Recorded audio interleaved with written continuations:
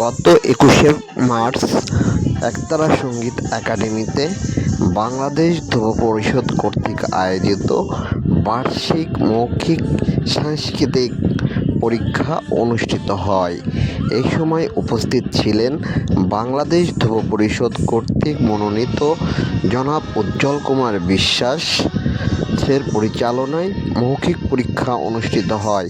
এই সময় পরীক্ষা কেন্দ্রে উপস্থিত ছিলেন একতারা সংগীত একাডেমির সভাপতি বাবু নিশীথ কুমার আচার্য, সাধারণ সম্পাদক মোহাম্মদ নাহিদ হাসান সোহেল, অধ্যক্ষ বিষ্ণুপদ চক্রবর্তী, প্রধান উপদেষ্টা মিহির কুমার গাঙ্গুলী। এছাড়া উক্ত পরীক্ষার হলে উপস্থিত ছিলেন অভিভাবকবৃন্দ এবং একতারা সংগীত একাডেমির নির্বাহী পরিষদের সহসভাপতি দুলাল চৌধুরী, মহিলা বিষয়ক সম্পাদিকা শিপ্রা রায়, অভিভাবক প্রতিনিধি মলিনা পারভিন ও একাডেমির অন্যান্য অভিভাবকবৃন্দ।